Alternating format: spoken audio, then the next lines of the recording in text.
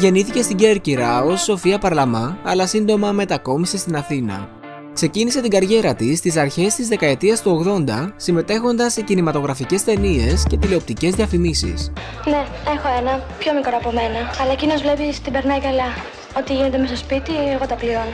Τη δεκαετία του 90 συμμετείχε σε αρκετά επιτυχημένα τηλεοπτικά σύριαλ. Το 2003 έστρεψε την καριέρα της στην παρουσίαση εκπομπών και τηλεοπτικών σοου. Ο Βασίλης Σουκουβέλος θα έρθει να διαγωνιστεί στο χορό. Είναι αυτοδίδακτος, αρνείται να πάει πεισματικά στο σχολείο χορού, γιατί το είδος που του αρέσει να χορεύει δεν διδάσκεται.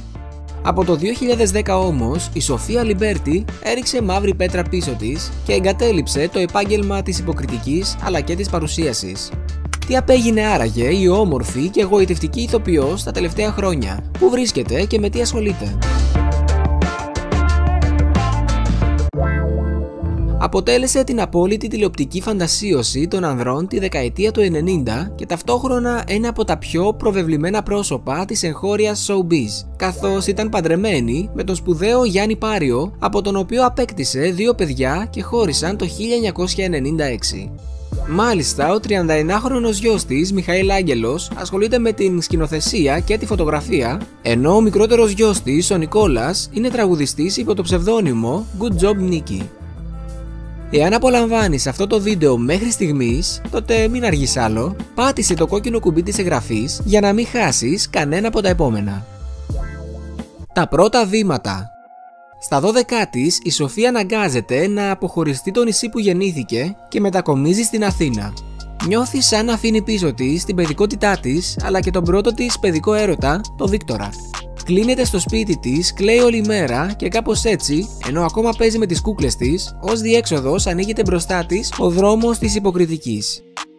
Αρχικά πρωταγωνιστεί σε διαφημίσεις, ακολουθεί μια συνεργασία της με τον Τσεμπερόπουλο και το Περάκι και στα 14 της κάνει τα τσακάλια με συμπρωταγωνιστές τον Πάνο Μιχαλόπουλο και τον Σταμάτη Γαρδέλη. Do you speak English? Parlez-vous français? Parlare italiano. Τίποτε δεν μιλάς από αυτά, ούτε αρβανίτικα. Κρίμα ρε παιδί μου, και θα σου έλεγα ότι είσαι και πολύ ωραία γκόμενα. Το ξέρω. Σιγά ρε πουλάκι μου. Ο Δαλιανίδης με ερωτεύτηκε με το που με είδε. Το χρόνο γυρίζαμε 2 ταινίες. Οι φίλοι που δεν είχα ήταν οι συνάδελφοί μου, εκείνη η παρέα που σηματοδότησε μια ολόκληρη εποχή. Εξομολογείται η ίδια. Πρωταγωνιστεί σε ταινίες όπως Βασικά καλησπέρα σας, Η Στροφή, Καμικάζι αγάπη μου, Η Σκιάχτρα και πολλές ακόμη. Όλοι μιλούν για μια μελαχρινή σιρήνα που με τον αέρα της απόλυτης αθωότητας τραβά πάνω της τα βλέμματα. Τη δεκαετία του 90, μετά από πολλές συμμετοχές της σε βιντεοτενίες της εποχής, η Σοφία Λιμπέρτη κατακτά την τηλεόραση και πρωταγωνιστεί σε μια σειρά από αρκετά επιτυχημένα σύριαλ. Ξεχωρίζει, αγαπιέται και κερδίζει ακόμα περισσότερο τον κόσμο με το ταλέντο και τη ζεστή παρουσία της. Πρωταγωνιστεί σε σειρές όπως Ξενοδοχείο Αμόρε, Στη σκιά του χρήματος, Άλλη το πρωί, Άλλη το βράδυ, Αδελφές ψυχές, Το πιο γλυκό μου ψέμα και άλλες.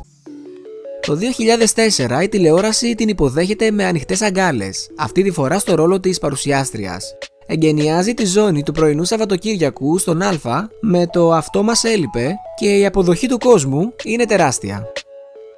Επόμενες δουλειές της στο κομμάτι της παρουσίασης, το Fame Story, το Καλομελέτα και έρχεται, το Ελλάδα έχεις ταλέντο και το Είσαι πιο έξυπνος από ένα 10χρονο. Εμείς θα σας αφήσουμε για λίγο μόνους να σκεφτείτε, να απαντήσετε σωστά και να διεκδικήσετε 1.000 ευρώ. Και κάπου εδώ τελειώνει και η διαδρομή της Σοφίας Αλιμπέρτη στη μικρή οθόνη. Οι ερωτικές της σχέσεις και η αποκάλυψη για τον Γιάννη Πάριο. Από τους πλέον άγνωστους έρωτες της showbiz είναι αυτός που έζησαν στις αρχές της δεκαετίας του 80 η Σοφία Λιμπέρτη και ο Άγγελος Διονυσίου. Ο τραγουδιστής έκανε τα πρώτα του μεγάλα βήματα στο τραγούδι και εκείνη μόλις είχε συστηθεί στο κοινό ως το νέο αστέρι του Γιάννη Δαλιανίδη. Έζησαν έναν μεγάλο έρωτα που όμως δεν κράτησε και πολύ. Στη συνέχεια, ένα από τα μεγαλύτερα κεφάλαια της ζωής της υπήρξε ο Γιάννης Πάριος, με τον οποίο παντρεύτηκε το 1986 και χώρισε το 1998. Γιατί η σχέση μας πέρασε από πολλά στάδια. Είχε πολύ ένταση νομίζω. Είχε πάθος πολύ ή όχι? Ο χωρισμός ήταν λίγο επεισοδιακός. Η σχέση ήταν πιο ήσυχη. Για τη γνωριμία της με τον Πάριο, η Αλιμπέρτη είχε αποκαλύψει το 2010. Είναι το μοναδικό one night stand που έχω κάνει στη ζωή μου και επειδή μου προέκυψαν παιδιά και σχέση, είπα πως δεν θα το ξανακάνω αυτό στη ζωή μου. Και συνέχισε τότε λέγοντας: «Λοιπόν, αυτό είναι πρώτη φορά που το λέω στη ζωή μου και αισθάνομαι λίγο περίεργα». Με το που πήγα στην Πάρο, λέω σε μία φίλη μου: «Εγώ σήμερα δεν υπάρχει περίπτωση, θα το κάνω με τον Πάριο». Η κολλητή μου πέφτει από τα σύννεφα, με λέει τρελή και διάφορα άλλα τέτοια. Δεν ξέρω αν το καταλαβαίνεις, αλλά ήμουν από παιδάκι ερωτευμένη με αυτόν τον άνθρωπο. Σκέφτηκα λοιπόν: θα το κάνω, δεν θα το ξέρει κανένας και σιγά μην τον ξαναδώ. Έτσι και έγινε. Με το που γνωριστήκαμε, το ίδιο βράδυ υπήρξε μία αμοιβαία έλξη και ένα απίστευτο ερωτικό πάθος. Τη συνέχεια την ξέρεις. Σχεδόν μεγάλωσα με αυτόν τον άνθρωπο. Αμέσως μετά το χωρισμό της από τον Γιάννη Πάριο, η παρουσιάστρια έζησε ένα μεγάλο έρωτα δίπλα στον Αλέξανδρο Παρθένη, που ωστόσο δεν κράτησε πολύ. Τη δεκαετία του 80 υπήρχαν έντονες φήμες ότι η Σοφία Λιμπέρτη ήταν ζευγάρι με τον συμπροταγωνιστή της σε αρκετές ταινίες, Σταμάτη Γαρδέλη. Ο γνωστός από τις ελληνικές ταινίες του 80 ηθοποιός μπορεί να μην δίνει συχνά συνεντεύξεις, αλλά όταν το κάνει μιλάει για όλα. Έτσι, μεταξύ άλλων, αποκάλυψε στην Αταλία Γερμανού αν τελικά υπήρξε ζευγάρι με τη Σοφία Λιμπέρτη στο παρελθόν, όπως έγραφαν τα δημοσιεύματα της εποχής. Είναι ένας πολύ γλυκός, πολύ ευαίσθητος άνθρωπος, πολύ καλό παιδί. Όταν βρισκόμαστε είναι σαν να συνεχίζουμε μια συζήτηση που έχουμε αφήσει πριν κάποια χρόνια. Δεν υπήρξε σχέση, φλερτάκι όμως υπήρξε, ξεκαθάρισε ο ηθοποιός. Η τελευταία γνωστή σχέση της Σοφίας Αλιμπέρτη είναι ο Μάνος Κουτσοφιός. Εκείνη και ο Μάνος Κουτσοφιός βρίσκονταν στην Πάρο τόσο για τις διακοπές τους όσο και για λόγους δουλειάς, μιας και στο νησί δραστηριοποιούνταν επιχειρηματικά. Όπως φαίνεται και από τις φωτογραφίες, τότε υπήρξαν πολύ ερωτευμένοι. Κάποια στιγμή κυκλοφορούσαν και φήμες που τους ήθελαν να έχουν παντρευτεί κρυφά στην Αμερική, κάτι που όμως δεν ανταποκρινόταν στην πραγματικότητα. Πολλές φορές γράφουν διάφορα ότι μας είπε, ποτέ δεν είπα. Πού το είπα αυτό, ας έρθει κάποιος να μου το δείξει ότι το είπα. Ούτως ή άλλως γράφουν για μένα πράγματα τα οποία δεν ισχύουν. Αλλά το να βάζουν και λόγια στο στόμα μου, αυτό με εκνευρίζει ακόμα περισσότερο. Παρ' όλα αυτά, ζούσαν μαζί σαν παντρεμένοι και όλοι πίστευαν ότι η Σοφία Λιμπέρτη επιτέλους καταστάλαξε. Μέχρι που όλα ανετράπησαν και μάλιστα με τον πλέον δύσκολο τρόπο. Το ζευγάρι, σύμφωνα με δημοσιεύσεις, όχι απλά χώρισε, αλλά οι δυο τους δεν έχουν πλέον καμία σχέση μεταξύ τους. Ο οριστικός χωρισμός ήρθε πολύ επεισοδιακά, με τεράστιους καυγάδες και εντάσεις που δεν άφηναν απολύτως κανένα περιθώριο επανασύνδεσης. Η Σοφία Λιμπέρτη αποχώρησε μάλιστα από το καφέ μπαρ το οποίο είχαν ανοίξει στην Παροικία μαζί με τον τότε σύντροφό της. Τα άτομα του στενού τους περιβάλλοντος βρήκαν ως αιτία του χωρισμού την ασυμφωνία χαρακτήρων. Η ηθοποιός τα τελευταία χρόνια έχει επιλέξει να αποσυρθεί από τα φώτα της δημοσιότητας και από το 2013 ζει μόνιμα στην Πάρο, όπου και διατηρεί δική της καφετέρια στην Άουσα. Σε πρόσφατη εμφάνισή της είχε δηλώσει στις κάμερες: «Είμαι πάρα πολύ καλά στην Πάρο.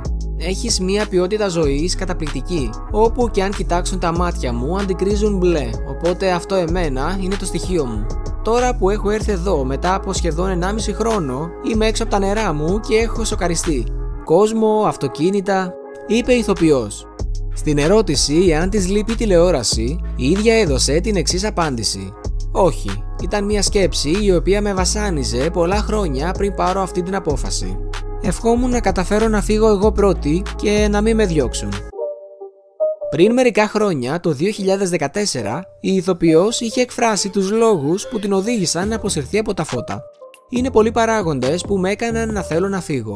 Δουλεύω από 12 χρονών παιδί. Στερήθηκα την παιδικότητά μου, την εφηβεία μου. Έρχεται κάποια στιγμή που κουράζεσαι, όχι από την ίδια τη δουλειά, αλλά από τον κόσμο που σε περιβάλλει. Ήταν και μια περίοδος που πολλοί μιλούσαν για σένα χωρίς να σε γνωρίζουν. Πλέον οι εμφανίσεις της είναι όλο και λιγότερες στην Αθήνα και όπως φαίνεται έχει αφήσει πίσω της την παλιά της ζωή και το γνωστό lifestyle των διασύμων». Το κεφάλαιο τηλεόραση φαίνεται πως έχει κλείσει οριστικά. Η επιτυχία της χρυσής εποχής αλλά και το γαλάζιο τοπίο στην Πάρο την οδήγησαν στο να πάρει μεγάλες αποφάσεις.